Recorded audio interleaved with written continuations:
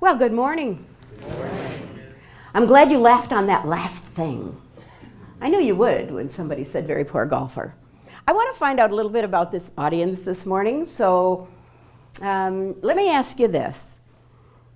Have you ever taken a job that you didn't feel qualified for? If you have, would you please stand up? If you've ever taken a job you just weren't qualified for, would you please stand up? Okay, thank you.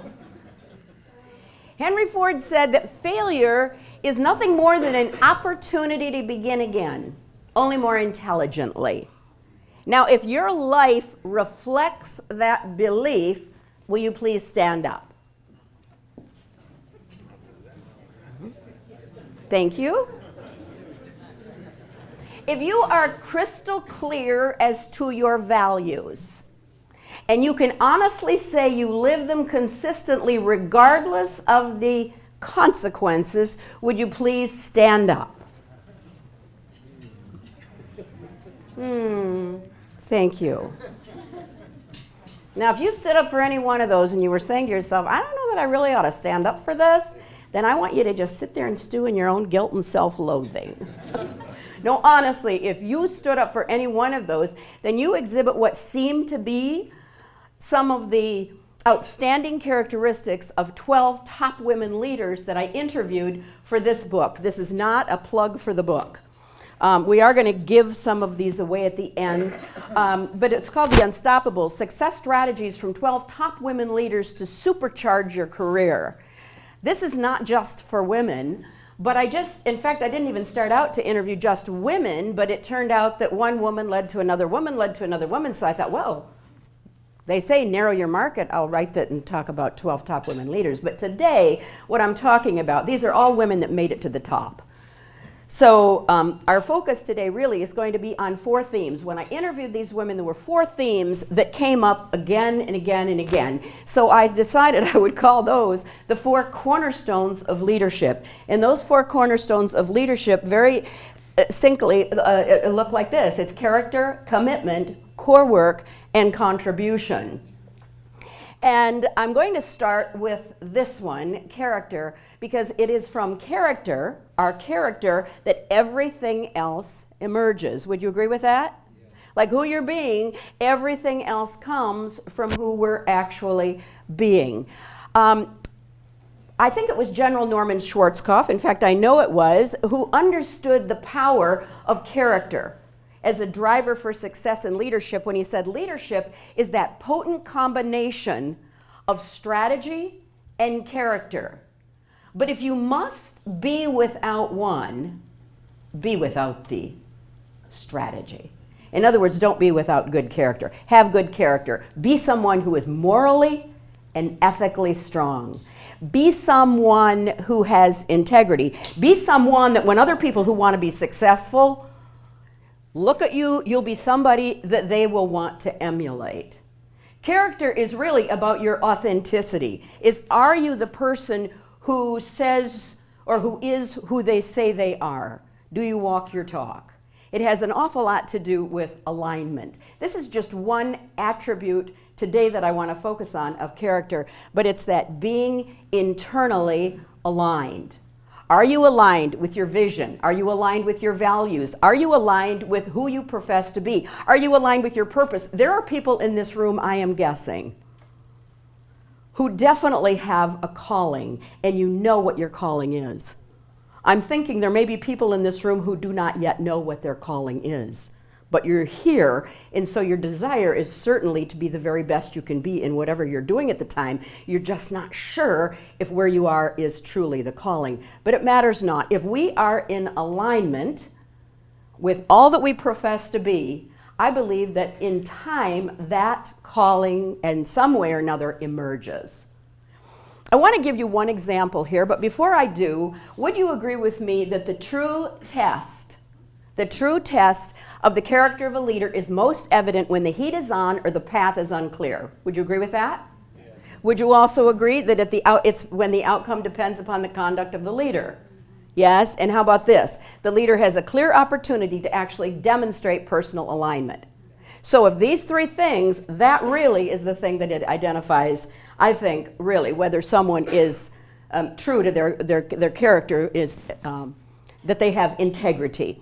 I want to introduce you to this woman. Her name is Lillian Bowder, Dr. Lillian Bowder. This is a woman who always, she said she was always, social justice for her was always significant.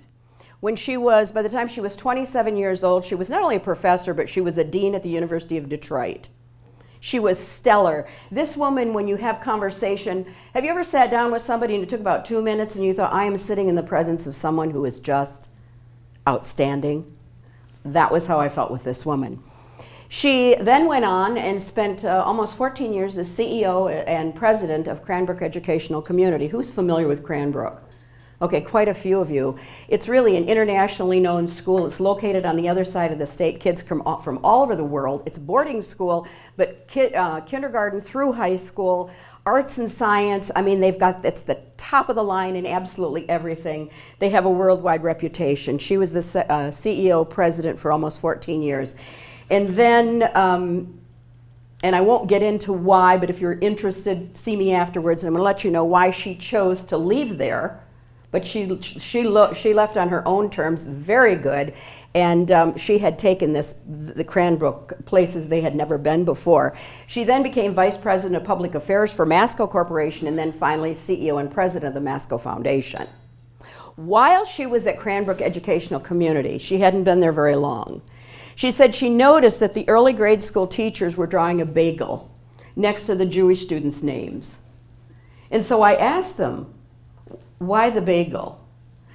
And they said, well, because we want to make sure that all the Jewish students don't all up in the same classroom, that they're spread out throughout all of the classrooms at school. And she said something about that just didn't sit right with her. So she did a little more digging, and what she discovered was that if you were branded with a bagel, you stood a far less chance of ever getting into that school. So she said, I wanted to really release those teachers right there on the spot. I wanted to fire them on the spot, but they worked with early grade school kids, and I thought it would be rather disruptive at the end of the year to let their teacher go, so I decided that I would wait and I just wouldn't renew their contract for the following year. Well, when her intent of what she had intended to do got out, she said there were faculty members up in arms, there were parents up in arms, there were other teachers up in arms. A member of the founding family came to her and said, hey, don't you realize we have a 6% Jewish quota here? She went to the Board of Trustees and she said, if you don't want me to do this, then I'm not the person to be heading up this organization. That's not who I am, it's not what I believe, and I am not fit to head up this organization if that's the choice that you make. So, do I release them or do I not? It's up to you. Well, they chose to release the teachers. The teachers left, and she went on to have 14 years there. But the beauty is that Cranbrook is to this day really a very diverse, a very exciting community in which to live, because a lot of the students live there, live for those who are willing to strive toward excellence, because that's what the school is all about, excellence. So now my question is, this woman did what she believed was right. She was willing to put her own job on the line. She did put her own job on the line.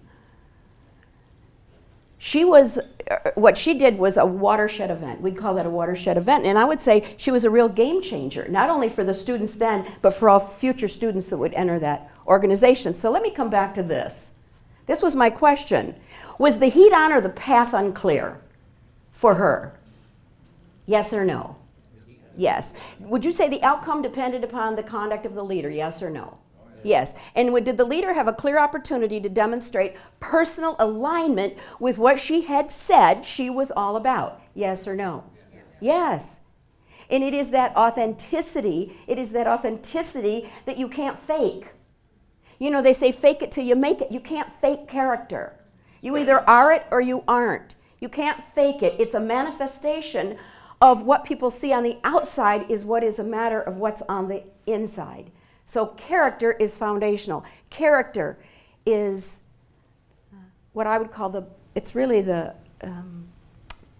bedrock of leadership. If we aren't authentic, if we aren't who we say we are, then how can we lead anyone anywhere? See, people are watching you. People are watching me. People are watching all of us.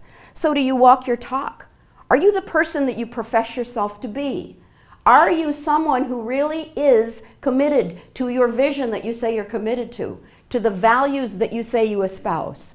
Because we all know people who say one thing and do another. But if people see you walking your talk, then they believe you are that person you say you are. Their respect goes up for you. And when the respect goes up for you, you're much more apt to be influential, and they're much more apt to want to follow you as a result.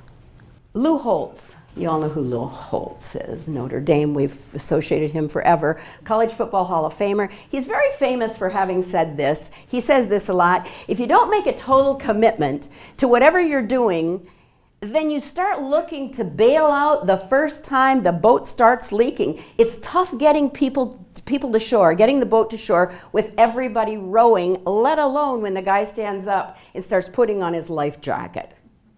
To me, this is a good introduction to the second cornerstone. The second cornerstone is commitment. Commitment. What is commitment? Well, commitment to me is this. It's a couple of things. It's, number one, it's passion. And these are things that came through the interviews. It's a passion. It's a passion for your work, a passion for your vision, a passion for your purpose, a passion for your calling. It's a passion for what you're doing and what you think you were called here to do. And it's also a combination of passion and performance. In other words, a relentless pursuit of excellence, an unshakable sense that you will not be stopped. That's what it is. It's that unshakable sense that you will not be stopped. When I think of a commitment, I think of it as something that's not for sprinters. It's for marathon runners. When you think of sprinters, I mean, sprinters are good for what? The long or the short. They're good for the short haul, right? But you see, when the going gets tough, when the work is harder, when the hours are longer, when there are challenges and roadblocks and obstacles and things that come up, well, then they have a tendency to give up. You probably know people like that. You've probably worked with some people like that. But that is not true for marathon runners, is it? No, they're in it for the long haul. They are in it for the long haul. They follow the call. See, these are people that know there's going to be some pain. These are people that know there are going to be moments when they just want to throw in the towel and give up. They know it. They want to, but they don't. They stay the course. And why do they stay the course? Why? What'd you say?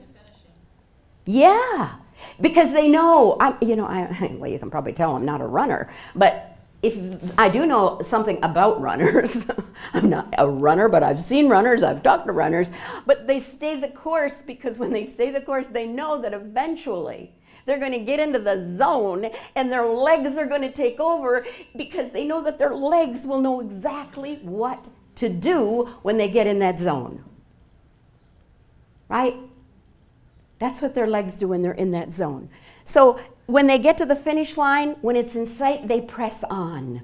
They don't stop, slow down. No, they press on because they know that the reward is going to be worth the journey. It's kind of like this: challenge, challenge, challenge, challenge, challenge, challenge, win. And there are a lot of those throughout. I mean, I look out here and I see a lot of leaders in this organization or this meeting, people that I know and I know are leaders and I know have been incredible leaders. So I know that you know what this is all about. You know better than I what this is all about. Pat Summitt was definitely a woman with commitment. I don't know if you know, but last year Pat Summitt died of early onset Alzheimer's. But she was courageous, she was a winner, she was a leader right to the very end of her life. If you ever get a chance to read her story, read her story. It's one of the most inspiring things. you can read. She said, we keep score in life because it matters. Too many people opt out and they never discover their own abilities because they fear failure. They don't understand commitment. When you learn to keep fighting in the face of potential failure, it gives you a larger skill set to do what you want to do. In other words, it gives you a larger skill set to fulfill on your purpose for being here, which is a lifelong journey. It doesn't end when you retire. It's a lifelong journey. So when people talk about lifelong learning, it isn't like, well, turn 62, I'm done. That's it. But it's kind of shocking when you think that only 42% of college graduates ever read another book. So, you know, real leaders, true leaders, are rare, and they are, I don't want to say few and far between, but real leaders. They don't give up. This woman, Lejeune Tabron, who knows her? Anybody know this woman? A couple people here know her. Lejeune is president and CEO of the W.K. Kellogg Foundation. They are probably, I want to say they're the 12th or the 13th largest private foundation in the country. Lejeune was the first person of color to ever be hired in a permanent job there, and she's now been there over 30 years, 27 years after she started there. She became president and CEO. She's been there about 5 years now, 6 years, something like that, as president and CEO. Lejeune knows something about commitment. I asked her, what got you where you are today? Like, what do you call the key to your success? And this is what she said: what got me where I am today is my perseverance. In other words, commitment, my perseverance. It's knowing deeply what works for me, and it's staying true to my own North Star, and not allowing circumstances to drive me off course. This woman is internally controlled. This woman is not externally controlled. This woman is controlled by what she believes, her cause, her purpose, her mission, her vision. That has been what has been driving her for over 30 years, and why she's had such longevity there. Because I can tell you this, one of the things about her, when she hadn't been at the organization, I don't know, more than maybe a couple of years, she started as controller. She was accused by her boss's boss of failing on a project that required a system that she had had no input on. She had never been asked for any input, completely brand new system, and it had to be done within a certain period of time, so she had to learn the entire system. And when she found out she was being accused before the due date was even due that she was failing on that project, she said, I wanted to quit. I wanted to quit. But I decided, no, I was going to stay, and I was going to stay and prove myself and prove my point. Well, not only did she come in on time, not only did she do the project with 100% accuracy, she was then exonerated. But what she did is she stayed and she went on to create a culture, an entire culture, where she encourages people, and this is today at the W.K. Kellogg Foundation, she encourages people to stand up for those things they believe are truly right. Because she said, I know what it feels like not to be able to do that. She knows commitment. But you know, it isn't just perseverance. It's not just perseverance. It is commitment, is a commitment to doing your best. Tinker, what's his name? What's his, Grant Tinker. Remember him? Mary Tyler Moore's husband? Well, some of you are too young to probably know Mary Tyler Moore. But anyway, Grant Tinker was I think he was an NBC executive, he was a producer, he was a lot of things. He coined a phrase that the first time I ever saw it, I saw it at the Stryker Corporation. And knowing John Brown, didn't surprise me. But Grant Tinker actually coined this little phrase. He said, first be best, then be first. First be best, then be first. In other words, do your best. Whatever role you're currently in, do it to the very best of your ability. Because if you do it to the very best of your ability, this is what happens. It opens the doors to the next level of opportunity, doesn't it? It opens the doors. But a lot of people will never get there because they fear commitment. It opens the door to the next level of opportunity. See, it's a hard habit to create. It's a hard habit to develop. because it takes consistency. But if you're consistent, eventually other people notice. And when they notice, their respect for you goes up. Your integrity in their eyes go up, and you become much more influential in their life. Let me give you an example. Ruth Shaw. Ruth Shaw is now retired president and CEO of Duke Power, Duke Energy, Duke Nuclear, anything Duke. But she didn't start out there. She now serves on several boards. One of them is DTE Energy. Well, that's not a surprise. She was in the energy business for years. But she started out in academia. And her rise in academia to president of a college was, at a very young age, was intentional. But this is what she said to me. She said, I was born to serve. And then she said, I only set out to do good work. So not only good work in the organization, but good work in the community. So she was engaged in a lot of, she said, regardless of where I was born to serve, that's who I am, and she said I was only set out to do good work. Well, you can imagine, when the vice chair of Duke Power came to her, asked to meet with her, she figured it was for another, what do I want to say, civic endeavor, because they had worked on a lot of projects in the community together. Well, you can imagine how shocked she was then when he asked her to make the leap from academia to become part of the Duke leadership team. But had she not been preparing, doing her best, always setting out to do her best, from the beginning, she may never set in motion the wheels that actually propelled her on this journey of influence and service and opportunity, where when she was at Duke, she was able to meet her greatest success and do her absolute finest work. So commitment. Commitment is key. That brings me to the third cornerstone, which is core work.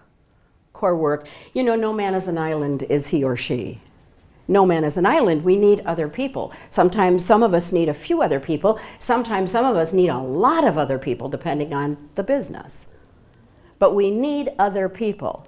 So there are a lot of things that I could talk about as it relates to this, but I want to focus on one thing, because this is something every single woman I talked to talked about, and they talked about it at length. And that is relationship. Anyway, Gail McGovern said that she really believed that she wanted people to come into every conference meeting. She believed in creating relationships, first of all, with her core team. First of all, they all said family. They prioritized. They said the higher up the organization you go, the more you have to prioritize your relationships, because you only have so much time. And family came first with every single one of those women. Family was number one. And then there's this core circle of people that they develop a relationship with. Of course, they also said that they worked hard to make sure that the sensitivity and the care that they gave their family, that they tried to give to as many as staff, as many of their employees as they possibly could. Gail McGovern said in every single meeting that people came into, she said what I wanted them to do, I wanted them to come in and I wanted them to have a smile on their face, because I wanted them to look at each other and see one another as like, I'm glad to see you. So she said for every hour, she said, I wanted to make sure there were 2 belly laughs, because I wanted work to be fun. And I worked hard to make sure that not only I developed the relationships, but they had an opportunity to develop the relationships amongst themselves. So this is what she said, let's face it, in this 24/7 world in which we live, you'd better like your job. One of the things you had talked about a bit earlier was the fact that there's all this turnover. Well, there are all these wanted signs, wanted, wanted, wanted. People can jump from job to job today because, whoa, we are in an economy right now that seems quite stimulated, and people don't have to stay. So we've got to be in a position to make them want to stay. They want to stay because they want to follow Dan Hinkle. They stay because they want to follow Dan's story. Maybe it's all the Dans, or they want to follow whoever it is that's the leader of the organization. So you better like your job, or else you're not going to like your life. And to that end, I try to create an environment that's fun and where people feel supported and respected for the value they bring. For the value they bring. There were a lot of I like this. True leaders understand that leadership is not about them, but it's about the people they serve. It's not about exalting themselves, it's about lifting others up. But these are some of the things that they said they did to build. Like if somebody had a baby, Mary Ellen Sheets, who's a founder and owner of Two Men and a Truck, the largest international local franchise moving company in the world, founded by this little Christian lady in Lansing, Michigan. Many of you may know the story. It's quite interesting. She said if people had a baby, if any employee had a baby, she said I'd buy a boatload of baby clothes and I'd make sure and we'd have a party and we'd celebrate the baby. They send birthday cards, anniversary cards. Somebody has a death in the family, they'd be aware of it. They'd send cards for that. If they could, they'd go to the funeral. They'd ask about employees' families. They'd know the names of their employees. They'd bring them little gifts. Oh my gosh, Kathy Vanderploeg, who for 15 years owned and was president of ShipPack here locally. She's now sold that and it's something else. But she said that she knew every employee, and she said she'd find out what they liked, if there was some special thing, and she said I would make sure that I'd bring in little gifts now and then. It would be a surprise to them. It's a little thing. I wanted people to know that I cared about them. If people know you care about them, you set up a dynamic that you just can't have if you don't feel cared about. There is a speaker, a former speaker, I was watching the videos, Jen Randall. I think I think to go out and watch that, that's all about, that's what I heard out of it, was the importance of relationship. Mary Ellen Rogers, who's head of Deloitte North America, most of her employees are around the world, so she works remotely. She said, I take every remote phone call. She said, I do everything I can to create connective tissue, because connective tissue is key to keeping people connected to you. She helps them. I loved what Kathy Vanderploeg said. Kathy said, I know all of my employees, and I try to know their wives. Gail McGovern said, I know my inner circle, I know all their spouses, I know all their kids' names, and I know if one of their children has a major soccer tournament or baseball tournament coming up, and then I make sure that they get out the door and they go to it, because you can never replace that time. So she sets it up. Now, if you've got somebody that you're working for that wants to make sure you get to the game when your kid is there, doesn't that say, oh, maybe this person actually cares not just about me, but about my life, about my family, about myself as a multidimensional person? So true leaders understand that leadership isn't about them. It's about the people they serve. It's about exalting themselves. It's about lifting other people up. And the final one is contribution. Contribution. I'm not going to say a whole lot about this, but contribution is a key cornerstone. True leaders, real leaders, are servant leaders. In fact, when you think of people that we admire universally, and I think it's probably safe to say universally, whether it's Mother Teresa or Nelson Mandela or Albert Schweitzer, Abraham Lincoln, Martin Luther King, I mean, this list could go on. But when you think of people that are pretty much universally admired, we don't admire them for their big houses, for their beautiful cars, for the money they made. We don't admire them for any of that, do we? Is that what you think of? We don't think, oh, they got a huge house on X Lake. We're thinking about them because of the contribution that they made to the lives of other people. It's all about contribution. It's all about service to other people. Regardless of your political affiliation, I love this by Jimmy Carter. And if one thing we know about Jimmy Carter is he was a man of faith. And he said, I have one life and one chance to make it count for something. My faith demands that I do whatever I can, wherever I can, whenever I can, for as long as I can, with whatever I have to try to make a difference. Muhammad Ali took something that was actually created by someone else, but he said it and it's remembered by Muhammad Ali, I believe. And he said, service, contribution is the rent we pay for our space on earth. Contribution. In the end, it's all about contribution. One of the things that I mentioned briefly, these women all mentioned their faith. One person I looked through the interviews again, I didn't see a mention of faith, but 11 of the 12 all mentioned faith as being significant, as being powerful, as being making a huge difference in their life. And I was glad that I had had an experience that I had probably 30 years ago. And that is, I was raised in a family myself. I'd just like to share a little bit. I was raised in a family myself, a believing family. And I always believed in God, always, always, always. But even as a young woman, I remember in high school and college, I had this, something was missing. I didn't know what it was. It was a longing. It was an insecurity. It was something that I knew there had to be something else. I studied with this group, I studied with that group, I studied with the other group. Then 30 years ago, I was, you may say, whoa, how old is that woman? Well, 30 years ago, I was divorced and went through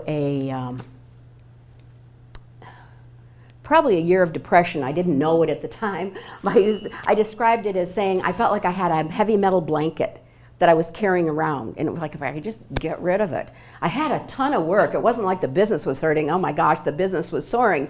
But I just had this that made it difficult for me to get up and go to work every day. And I had this dear friend who has since passed.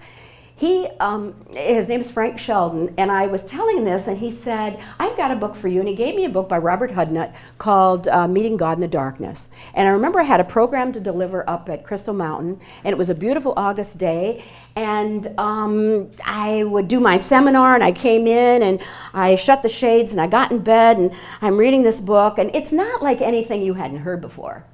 But the book basically said, in order to know up, you have to know down. In order to know happiness, you have to know sorrow. In order to know this, you have to know that. And then it said, and in order to know the light, you must spend time in the darkness.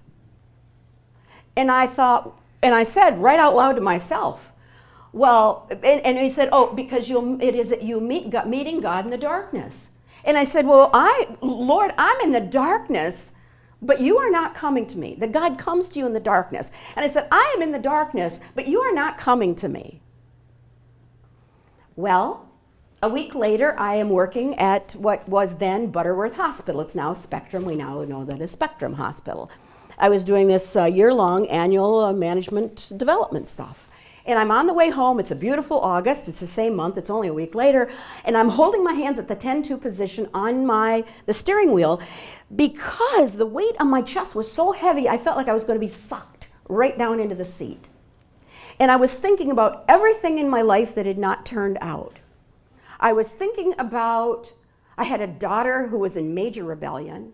I had a son that he wasn't in rebellion, but it was like we just were not communicating. I mean, I thought, gee, the marriage is screwed up. My kids are screwed up. Like, life is screwed up. I had work and I didn't even care. It's like, I don't even care about this. And in that moment, I mean, I will never, if you experience something, you will never forget it. I mean, something profound. And in that moment, with my hands on the wheel, I just said, all right, God, I have done everything I can. I have taken classes. I have done Bible study. I've done all of it. And I just can't do it anymore. So if you want it, why don't you just take it? And when I said, take it, my window in my car, my windows were rolled up. But I felt this not only wind, but I heard it. It was loud and audible, and it came from like the floorboards. And it was like, whoosh. And it happened like that, like almost instantaneously. And I thought, what in the world just happened to me? And things got lighter and lighter and lighter. And when I got home, I had this Bible that somebody had given me that I had tried to read 50,000 times. But, you know, I mean, they're words. I mean, they're nice words. And I picked it up. And I started reading. And I felt like I was Annie Sullivan and Helen Keller, only I'm Helen Keller. it's like I'm reading it, and the words literally start leaping off the pages, and I got it. And I read something else, and I thought, I get it, I get it, I get it. And all this stuff that I wasn't getting, I got. That was about 30 years ago. It was in August. I will never forget it. And my life has never been the same since then. I can talk about these things barely, like being committed and feeling like it's not going to happen. Like, it's not going to happen. Why don't you just quit? But I've had that more than once. But I think, no. Then I get, no. I can do all things through Christ who strengthens me. With God, all things are possible. He who is in me is so much greater than he who is in the world. And over the last 30 years, I have had so much revealed to me. Doors open, things happen. I mean, life has just, like, it's amazing. So I don't know how I can say to you, I don't know where you are. I don't know if or what. But I do believe that sometimes we have such desire to control, and I think those that step into leadership positions have desire to control. But I think it's when we give up control and we put somebody else at the wheel and we trust it and we have real faith. Somebody said once, I was reading, it's not that people don't believe in God, they believe in God, they don't believe in the integrity of his word. When you start believing in the integrity of his word, trusting it, believing it, you begin moving forward in faith in a way that you can never experience things if you've not experienced them. So they asked me to say a few words. That's more than a few, but I did finish on time, Mr. Jeffrey. So thank you.